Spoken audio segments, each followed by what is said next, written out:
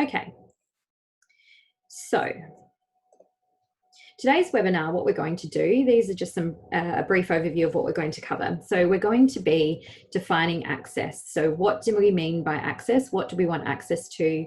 Who needs this access, where and when? We're going to cover the main types of alternative access, the main categories. We're going to talk about positioning someone for access, so not just providing the appropriate access method, but also making sure that they are able to be positioned to use that access method most effectively. As part of that, we are going to briefly talk about mounting and mounting options, but very briefly in the scope of this webinar. We don't have the time to go deeply into mounting. Mounting is its own webinar series of webinars by itself, but we will also direct you to additional resources in some of these areas so that you can look further into that. So when we're talking about access, what is it that we want access to? And essentially, there is no real limitation. I guess when we're talking about access, we're wanting to give the individuals that we work with access to all of the same things that perhaps you and I would want access to, in addition to assistive technology and augmented communication options that they might also need. So we might want access to phones, call systems, consumer devices such as tablets, AAC options, whether that be low-tech or high-tech AAC options. And of course, we want to give them access to the access method itself.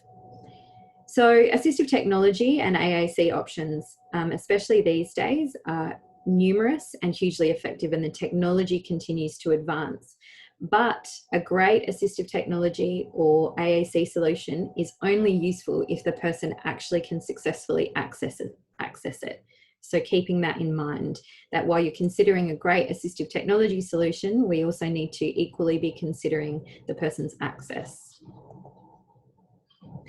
And why do we need to consider the person's access? And that might seem like a given, but I think it's always important to remember the broad purposes of access and not just access to communication on its own, for example, or access to one thing or one area of the person's life.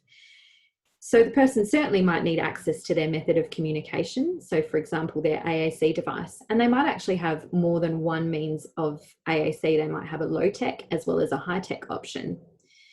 We want to be able to help support direct as well as distance communication. So things like email, phone, social media, and engagement with news and events. And certainly there's a lot of assistive technology and software that pairs with that enables those tasks, but we want to make sure that we are giving access to those facilities. They might want to control their environment. They might want to have more control over what they participate in and engage in and when they participate in it. And they might want to have more management over their own device, for example, turning it on and off rather than waiting for someone else to have to do that for them.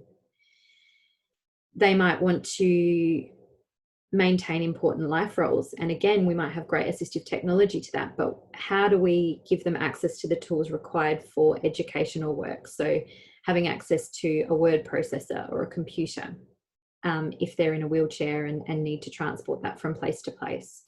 And of course, leisure options. They might want access to books, movies, news, and topics of interest just the same way that a lot of us do.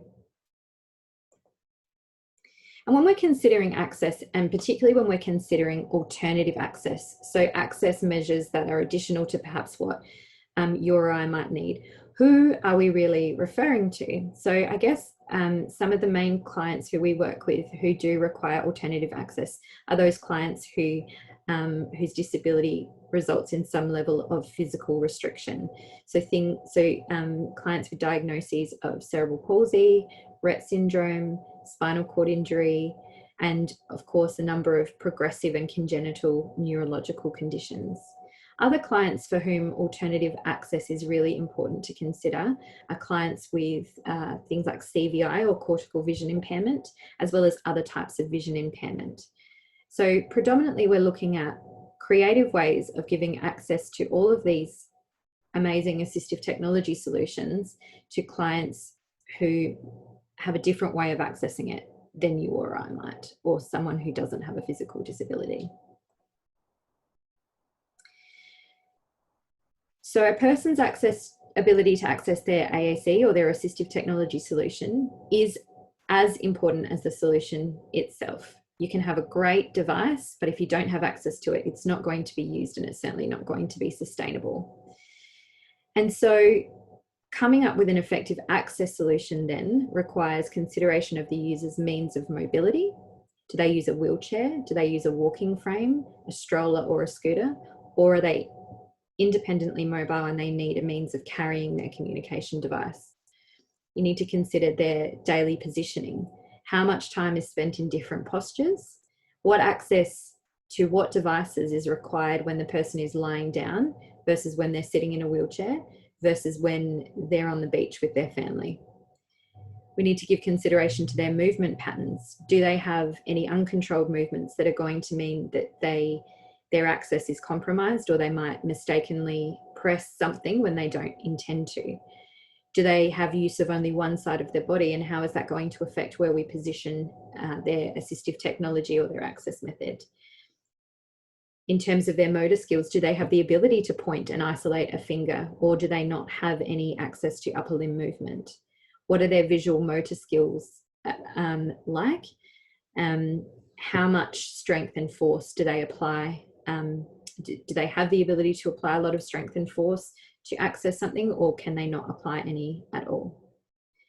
What is their vision like and their visual perceptual ability? So thinking about vision in general, but also eye conditions, any perceptual issues secondary to potential neurological factors, and other conditions such as nystagmus. And we also want to consider their daily living patterns. What environments do they need access in?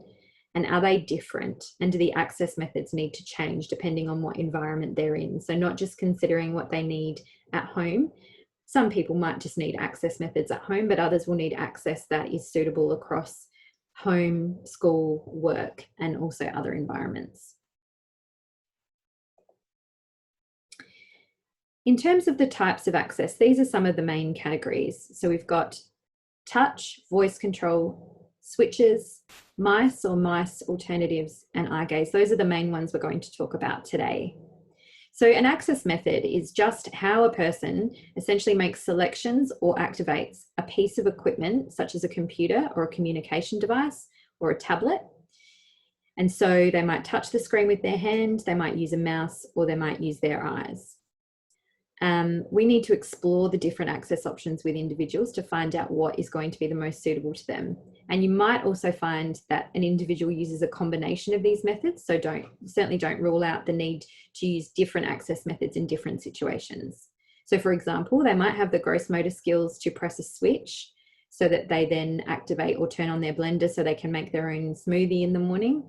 However, for activities that they have to engage in for longer, they might opt to use eye control, for example, for communication.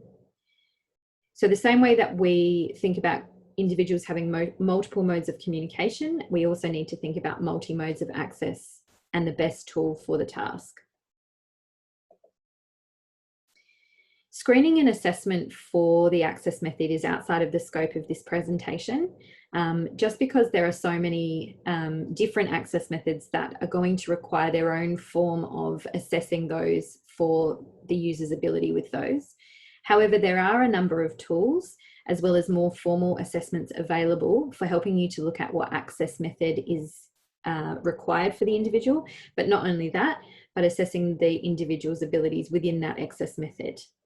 I like to always remind us that it's really important to start with the clinical assessments that you would otherwise utilise to allow a thorough assessment of the client's needs, including their preferences, their physical, cognitive and behavioural abilities as the starting point, and not getting stuck with considering the technology or the access solution first and trying to make that fit the client.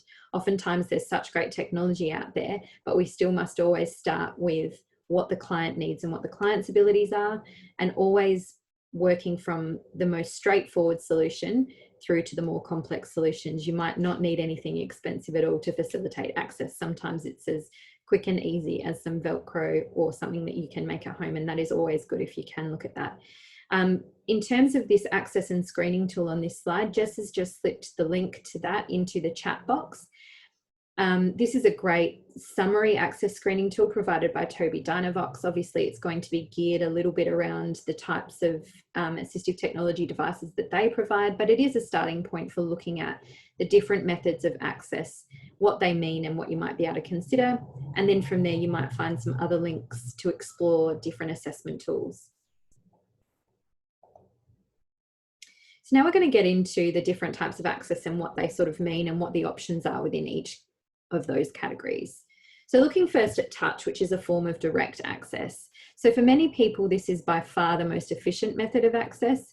And obviously if they can achieve that, then it's, as I said, it's often the most efficient and direct. However, you do need to consider speed and efficiency, accuracy when using touch as an access method, and also fatigue, how long they can sustain that access method. So they might use their finger for direct access, but they might also use another part of their hand or body or another tool in order to have that direct access to touching and activating their device or their phone or a remote control. Finger or toe isolation can be possible if they need a bit of extra support with that through the assistance of things like keyguards and touch guides. And this can assist when the person has poor vision, presentation of something like a tremor, or difficulty with hand control. For direct access, whether that be using their finger or another tool to touch something directly to activate what they need to activate, you do need adequate visual and spatial processing skills as well. So that might be something that you need to consider in your assessment.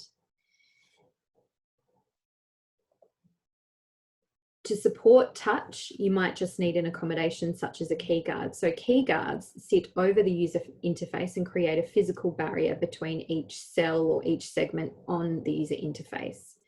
They certainly can assist with accuracy and reduce mishits. They give a smaller target and a target with a border for isolating the movement and from restricting the activation of cells that you don't want to activate.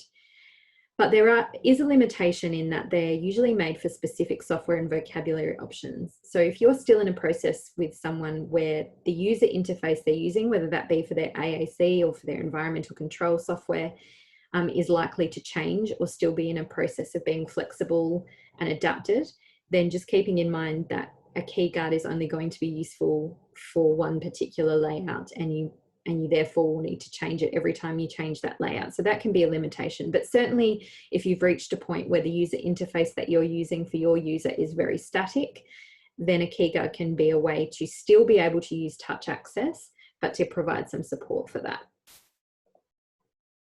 Another way to provide an accommodation for touch, so the user can use touch, but perhaps there's other elements about the way that they use touch that require some settings around that. So they can touch, but they have difficulty then lifting their finger back off the screen, or they might touch things fleetingly when they don't really intend to, and you really don't want a response to occur because of that. Well, then in some software programs, you've got some touch settings that you can change. Now, this is obviously not going to be in all programs. Usually you'll see things like this in specific AAC software, less so in any kind of consumer-based software, which are not disability or AAC specific. But some of the settings that you can change in various softwares are things like enter or exit selection. So whether the selection is made at the point that the person touches the cell, or whether the selection is made at the point that the person releases that touch and lifts their finger or their stylus off the cell. You can change hold time. You can change the ability to connect multiple selections together. You can ensure that repeated accidental selections are ignored. And you can also add additional sensory feedback. So whether that's a visual highlight or a border around what they've selected, or whether that's auditory feedback. So this is still touch access, but as you can see within each access method, there are additional layers of accommodations that you can make.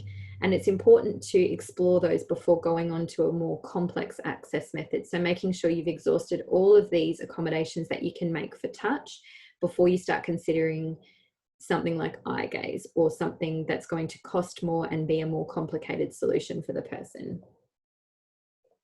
Just like anything, and just like any of the access methods, touch access is a skill. So a person might have the potential to use touch access, but you might find that you still need to develop those skills. So just because there's a need for development of skills further doesn't mean you abandon that access method altogether. It might just mean you need to direct some therapy or some work to developing that skill set further. And again, it's always worth exploring whether that's possible before going on to more complex access methods.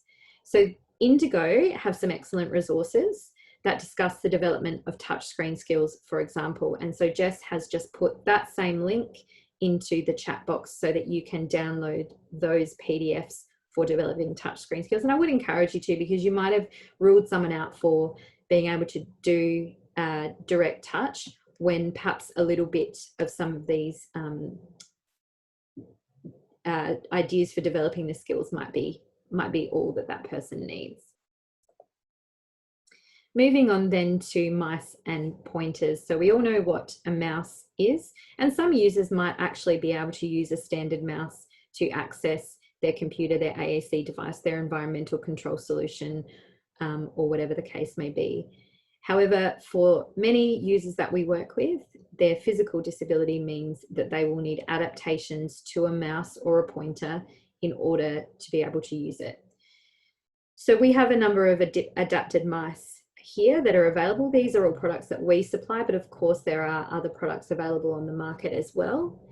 But essentially, in terms of mice and pointers, they can be controlled by different body parts, so not just the hand as in the case of a traditional mouse.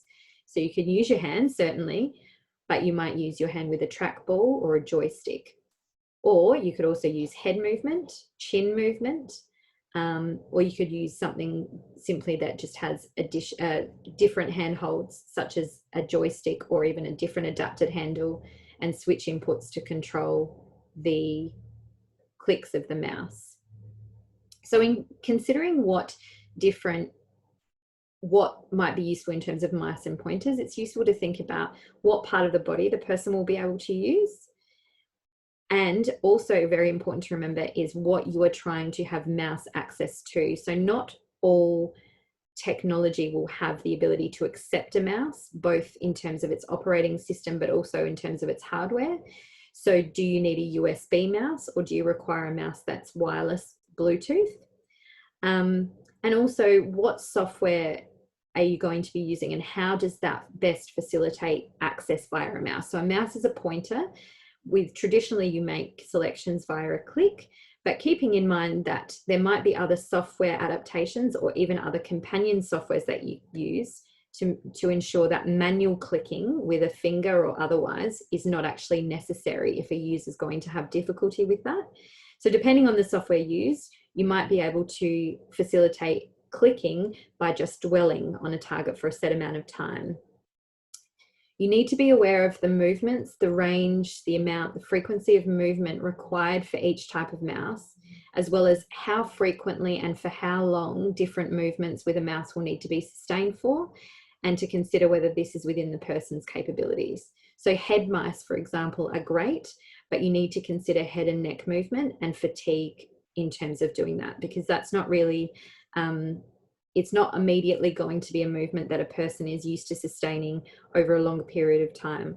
So consider that as well, and consider that when you set it up for access to what they want to use. And then we have switches, and I guess with switches, we think mostly of the mechanical switches or the button press type of switches. And there's just such a myriad of switches. So we have switches that you press, as I said, mechanical switches that require force or pressure. And even within that category, the force required to activate those kind of switches will vary greatly as well. So even within the pressure activated switches, it's good to be familiar with just how much pressure is required. So something like the microlight will require a very minute, small amount of pressure and can be activated just by the smallest movement of a finger, versus some of the other ones that do require more pressure. The There are other types of switches as well. If a person is not able to apply that force, can they use a proximity switch where only part of their body, any part of their body, needs to scan over the surface of the switch in order to create the activation? Not only that, think about what part of the body is the user going to be able to use to activate it. There are many users who use feet, knees, elbows, shoulders, or their head to activate any of these types of switches.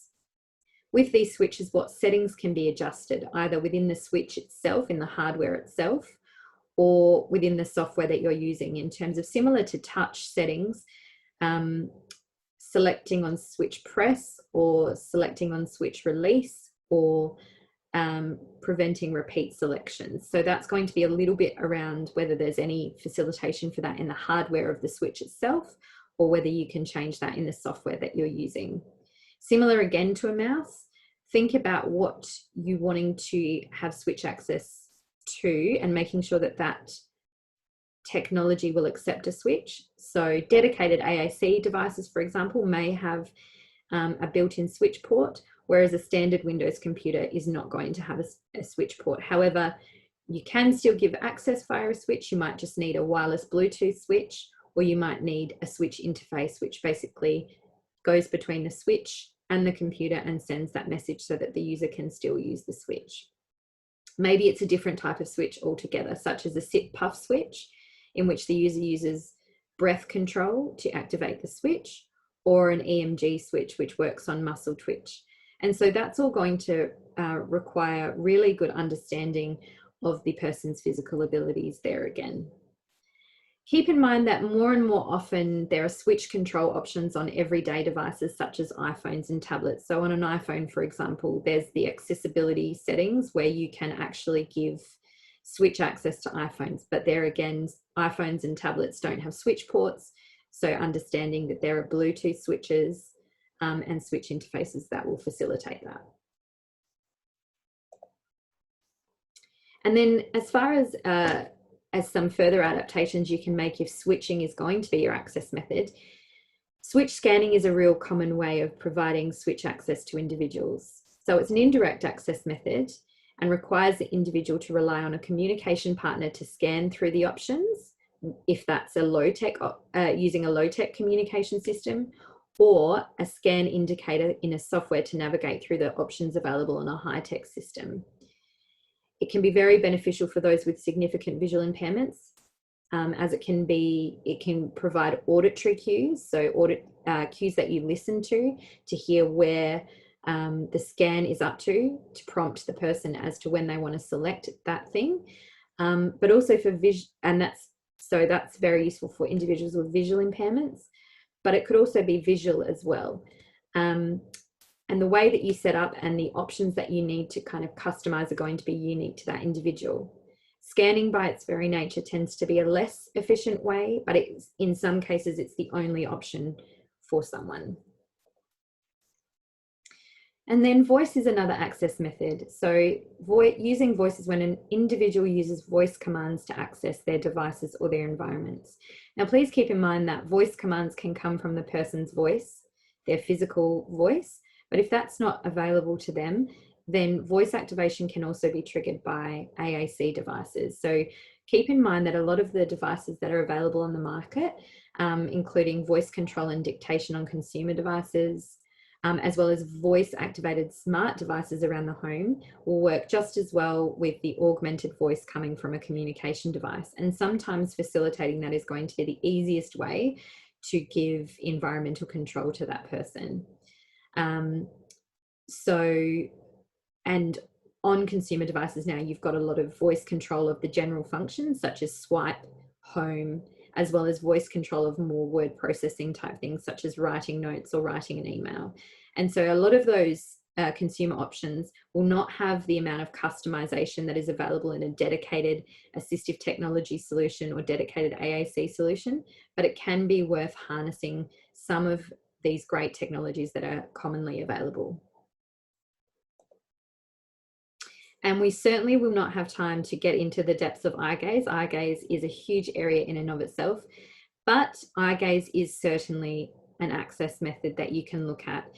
it by its very nature tends to be one of the more expensive access methods. However, what it does achieve when it is the right access method for people is a very efficient, modified direct form of access, which opens up a huge world of possibilities in terms of what software is available when a person is using eye gaze, and especially with how eye gaze has definitely, technology has become more and more precise and accurate for the user. One unique thing to eye gaze, though, when you're thinking about access and positioning an eye gaze device, is that the nature of the technology is how the screen itself and the eye tracker has to be positioned.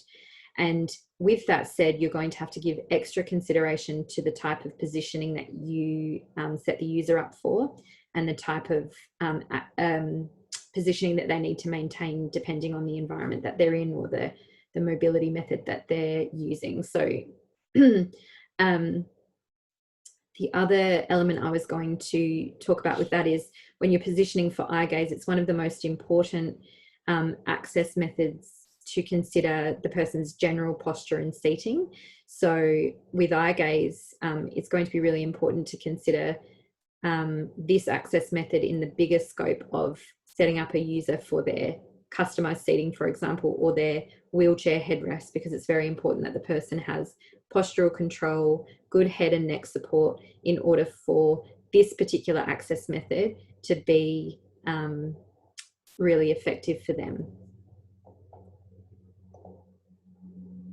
So then when we're talking about positioning for access, so we've talked about the access methods, but now we're talking about the person themselves in terms of how they need to be positioned and how you need to set them up for that particular access method. So we've established what access method they need, but what is going to be the most efficient and effective means of them being positioned to access that access method. So in order to achieve this well for a person, we need to understand their movements and the positions in which they're going to use or access their assistive technology or their AAC. So some of the most important things to consider are, to make this most effective, are what are the person's most common positions throughout the day? In what position is the person most comfortable for the longest period of time? Because that's going to really determine their efficiency and also their endurance with what they're trying to access and what they're trying to do.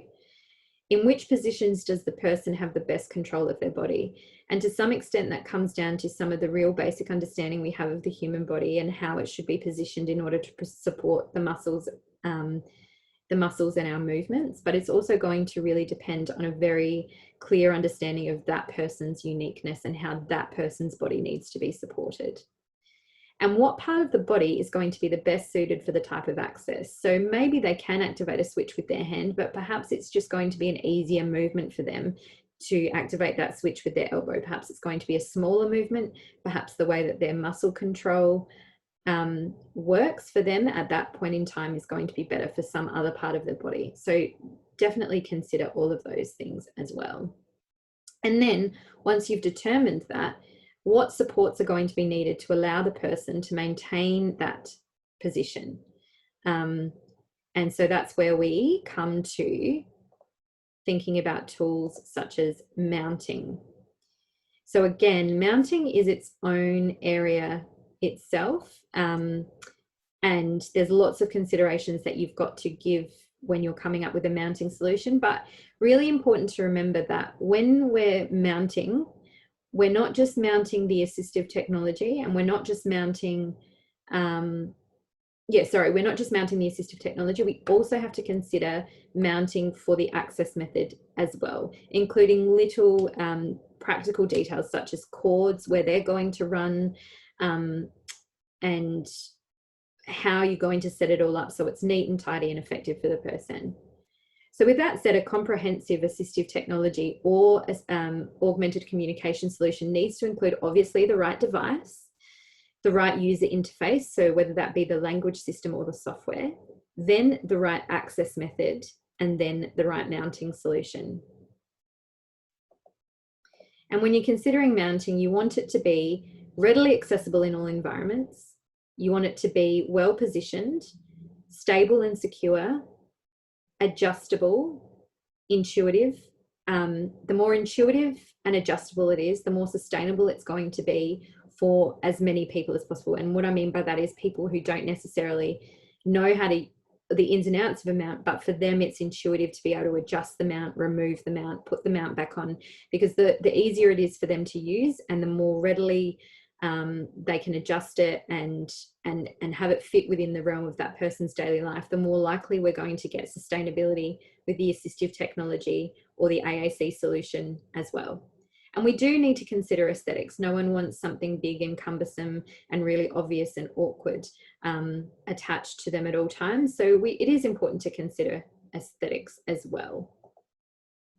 And so with that said, there's lots of different mounting options, and we use a system called Readapt for those of you that don't know. And that system is really good in that it has some pre-made packages for AAC devices, computers, for different environments such as floor stands, table stands, wheelchairs, head switches and things like that, and controls.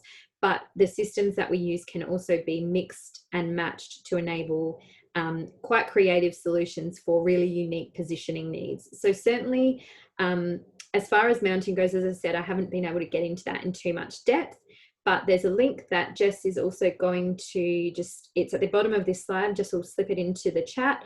Now, if you go to this link, you'll see that there is a whole list of mounting webinars that we recorded last year.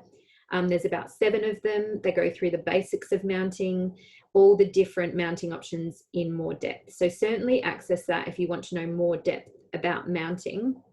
But suffice to say that there are a lot of options for mounting now, that if there's not an off-the-shelf option, please do get in touch with us, and that we do have this mounting form, which can be downloaded from our website, or you can just email us and ask for one, and that you can use this form in relation to wheelchairs, but certainly you can use us in relation to working out, once you've established what the device is, what the assistive technology is, and what the access method is going to be. If you come to us and say, right, we've got a wheelchair, or we've got a walker, or we've got a wheelchair here, but at home we've got a walker, and what I'm trying to give the person access to is their AAC device and a switch. If you bring us all of that information, then we can certainly assist you with basically getting 1 + 1 to equal 2. So we get that assistive technology solution, that AAC solution, to be able to go with the person all the time. And that's really our aim, is access to all users at all times in all environments. So certainly we think of communication with that most predominantly, but we want users to be able to access all the amazing assistive technology, all the amazing consumer technology that they want to, in order to facilitate their best independence and engagement in their daily life, across all of the same daily living environments that you and I have access to, and in the tasks that are most important to them. So we'll give you some of these pictures to just show that access is not just about in your wheelchair with your communication device in your therapy session, but if you want to sit on the floor, then you can sit on the floor. If you want to access it while you're laying down, if you want to go to a basketball game, if you want to watch TV in bed, then how can we provide that access to users at all times and in all environments?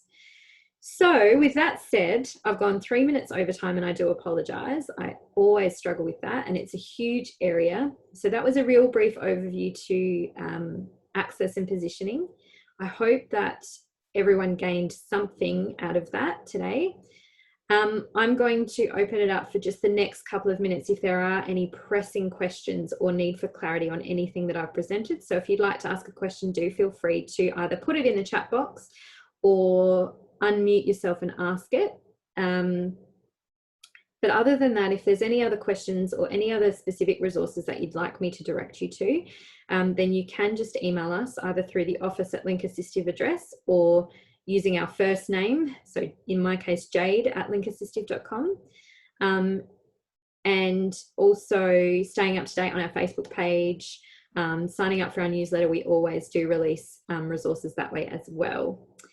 So with that said, I'm going to leave it open for a couple of minutes for any questions. Otherwise, thank you so much everyone for attending today, and hopefully it has been useful.